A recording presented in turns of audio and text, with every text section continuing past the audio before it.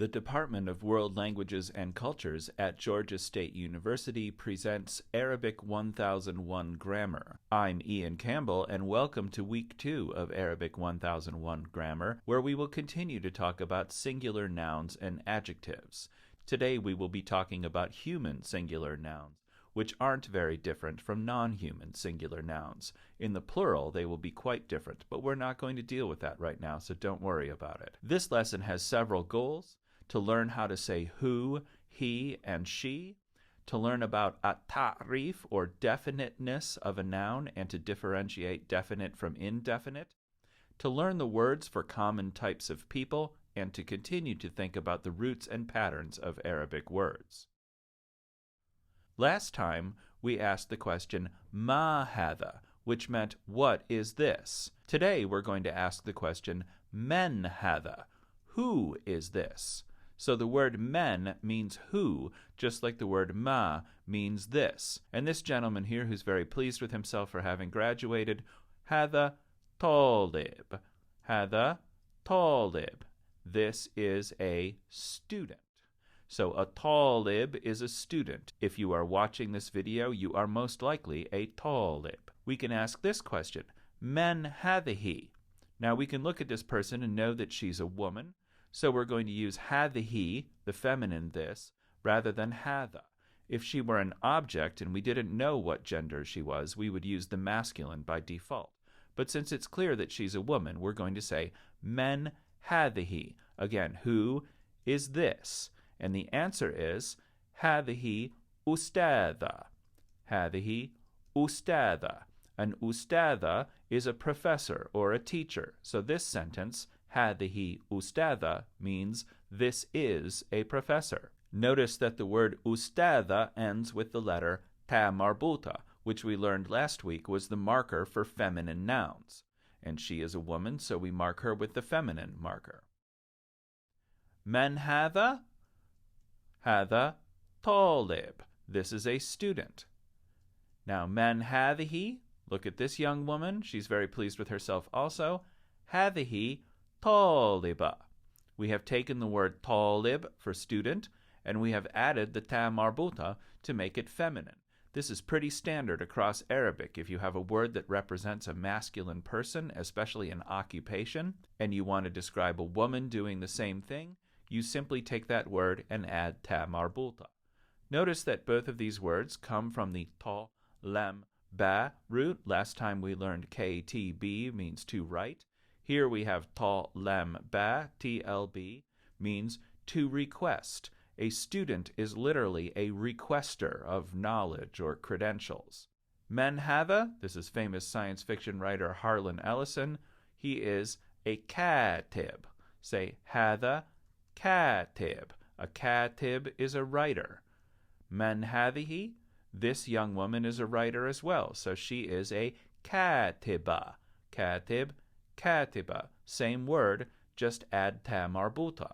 And of course we already know that ktb means to write. So we can say talib, we can say katib. Listen to how they have the same cadence. Talib, katib. They have the same rhyme, they have the same pattern. So Arabic not only has roots, it has patterns. The name of this pattern in Arabic is wazn fa'il, which is a bit of a mouthful to pronounce at first. Wazn is our word for pattern here, and fa'il literally means the doer. So whenever we see a word like this, where we have root letter number 1, k or ta, then a big old long vowel alif, then root letter number 2, ta or lam, then a little I sound, a kasra, then root letter number 3, which happens to be ba in both cases here. This means the person or object who is performing the action of the root. For example, if we look at this man here, we're going to call him al-amil. Now, we see letter number 1, alif, letter number 2, letter number 3, amil. It probably won't surprise you to know that ayn, mim, lam is the root for to work. But here I've put alif, lam on the beginning of the word. He's not just a worker, he's the worker. So if I want to take a noun and make it the noun, I'm going to add alif and lam on the beginning, al.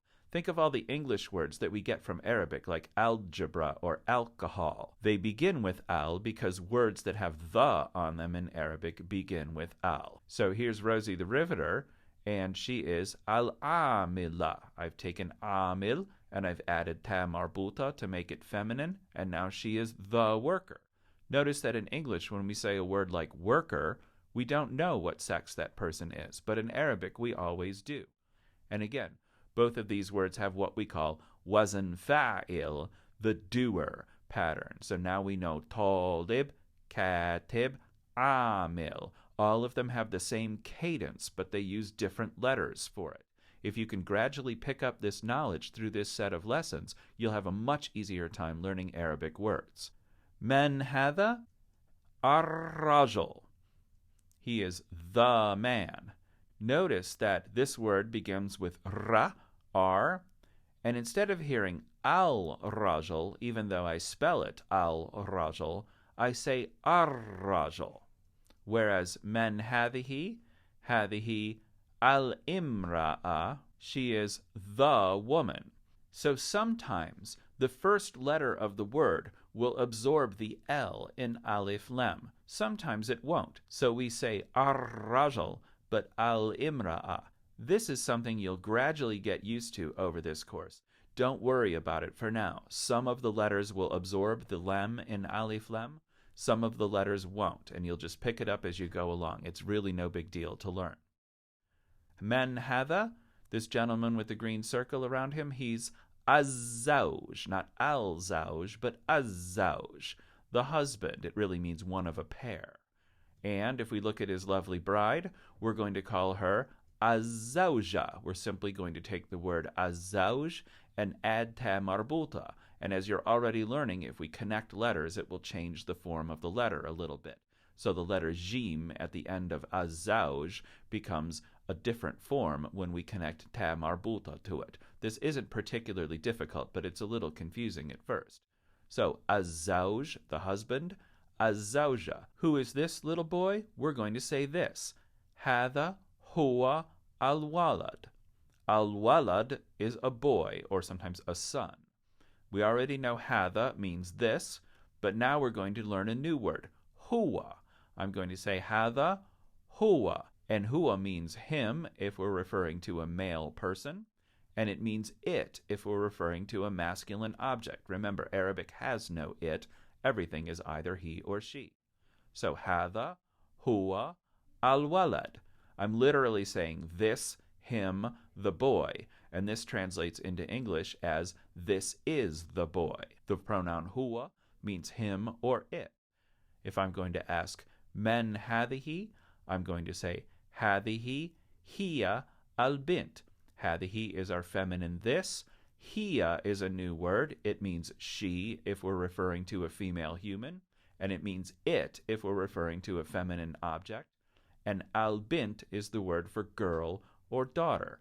So, hadha huwa al-walad, this, him, the boy, or this is the boy.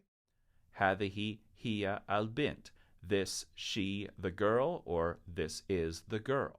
So, nouns denoting humans have a property called aql, or reasoning, or intellect. Nouns denoting angels and jinn also have this particular property, but we're just going to skip that for first semester Arabic. Singular human nouns behave just like singular non-human nouns. It's when they get plural that they become much more complicated, and we will deal with that in a few weeks. So here's some example of nouns denoting humans. Al-walida, the mother. Notice it has ta marbuta, and that's how we know it refers to a woman. Ar-rajul, the man. Notice how it swallows the L in alif lam. I say al-walida, but I say ar-rajul. Then we have al-amil, the worker, and at-taliba, the student. The letter ta swallows up the L in alif lam as well. Don't worry about this. You'll get used to it very, very quickly. At-taliba, we also have ta marbuta, so we know that this student is a woman, not a man. Nouns can have another property called ta'rif, or definiteness. Words that begin with the definite article, alif lam, which is just the names of the letters for A and L, are mu'arraf, or definite. This is going to become very important later on, so learn to recognize them now. There are three other ways besides alif lam to make a word mu'arraf or definite. We will address these as we go. For now, learn alif lam.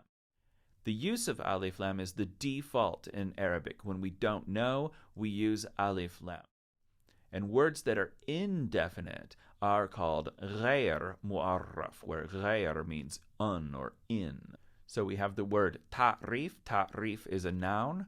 Mu'arraf is the adjective. A word that is definite is mu'arraf. So the word ta'rif really means introduction or making known. It's from the ain ra fa root, which means to know something. The word at-ta'rif is a noun. Mu'arraf is an adjective. Definite is the default state in Arabic. We need a reason for a word to be indefinite, otherwise we make it definite. And using alif lam is the most obvious and easiest of four ways to make a word mu'arraf. For about half the letters in the alphabet, the first letter of a word will absorb the L sound in alif lam. And this is very easy to learn via osmosis, so again, don't worry about it. You'll quickly pick it up. غير mu'arraf means indefinite, so the prefix غير, which is usually a separate word, means in or on. Arabic, as we learned last week, has no word for a or an, so we just infer the a or an from غير mu'arraf. When we talk about something in the abstract or in general in Arabic, we always make that word definite by using alif lam. So if, for example, you wanted to say, I like poetry, in Arabic you say, I like the poetry. This is something that'll take a little longer to pick up, but again, you'll get used to it via osmosis. He, she, and it. We have the word huwa, which means he or it. We have the word hiya, which means she or it. Learn these two pronouns. We use huwa or he for a male person, and we also use it for it for masculine objects. Same thing with hiya. We use it for she for a female person and for it for feminine objects. Later on, we will learn that hiya can also mean they for plural objects, but we won't get to that until a couple of weeks from now. So for now, just think of huwa and hiya as he, it, and she, it. Learn the pattern for this is the for masculine and feminine objects and people. Last week we learned how to say this is a, and now we're going to learn to say this is the. So here's a new word, as-sadiq. Notice that sa absorbs the L in alif lam. Hada huwa as-sadiq. A sadiq is a friend. It comes from the root for to tell the truth, because your friends tell you the truth. Yes, you do look fat in that outfit. So hada is this, huwa is him or he or it, and as-sadiq is the friend. If the friend were a woman, we would say hadihi hiya as-sadiqa. So hadihi is our female this, hiya means she or it, she in this case, and we have taken the word as-sadiq, the friend, and put ta marbuta on the end of it and changed it to as-sadiqa and made it the female friend. So this is how we say this is the friend in Arabic. Men hada, here's two new words. This is a young man. We're going to call him ashab. The young man, typically an unmarried young man in Arabic culture. We say hada huwa ashab. Hada, this, huwa, he here. Ashab, I'm calling him the guy because I can't fit young man in that little text box. So this is the young man. We're literally saying this, him, the young man. Man hadihi, who is this? We're going to call her al-fatat. Al-fatat, yani the young woman. Again, an unmarried young woman, typically. So if we want to say this is the young woman, see if you can think about what you're going to say. And the answer is hadihi hiya al-fatat. This, she, her, the gal, again because I can't fit young woman here, and this sentence means this is the young woman. We could also call her a shabba. We could simply put ta marbuta on the end of shab. That would be perfectly acceptable, but fatat is a nice word, it's classy, and it refers to young women like college student age. So let's review the vocabulary we've learned here. Al-Ustadh, notice I've put alif lam on all of them so you can get used to it. Al-Ustadh means professor or teacher or just respected learned person. If you speak Spanish, the word usted comes directly from ustadh. Al-Bint, yani girl or also daughter. Ar-Rajul, notice it absorbs the L in alif lam, means a man. Az-Zawj, notice it absorbs the L in alif lam, means spouse. So if we're going to make it a wife, we put ta marbuta on the end. Ashab means a young, unmarried person. Here it's a man. We could put ta marbuta on it and make it a woman. Ashakhs is a new word. Ashakhs means a person. If we're counting people, we're going to use the word ashakhs. Typically, we would not put ta marbuta. It's a kind of gender-neutral word. We would just describe a person. As-sadiq means a friend. Again, they tell you the truth. And if we want to make the sadiq a woman, we simply put ta marbuta on the end. At-talib means student, college student. We typically use a different word for a high school or grade school student. If we want to make this person a woman, we simply add ta marbuta. Then we have al-amil. Notice that talib and amil have the same pattern, the same cadence. In Arabic, we use the word wazn to describe their cadence or pattern. If we wanted to make this worker a woman, we would simply add ta marbuta and change it to al-amila. Al-fatat is a young unmarried woman. This word refers to women only. A katib is a writer. It has the KTB root for to write, and it has the same cadence or pattern or wazn as at-talib and al-amil. If this writer were a woman, we would add ta marbuta. Al-imra'a is a woman. It's often pronounced al-mar'a. Al-walad is a boy or a son. And al-walid is a parent. If we wanted to make it a mother, we would add ta marbuta, as it is its father. Notice that walad and walid have the same root. Waw, lam, dal, W-L-D, means to be born. So you can see where both of those words come from. And here's some terminology. Huwa can mean he or it. Hiya can mean she or it. And later on, we'll also learn it can mean they. Alif lam is our definite article. We add it to the beginning of a word to make the. The word men is the question word for who. The word mu'arraf means grammatically definite.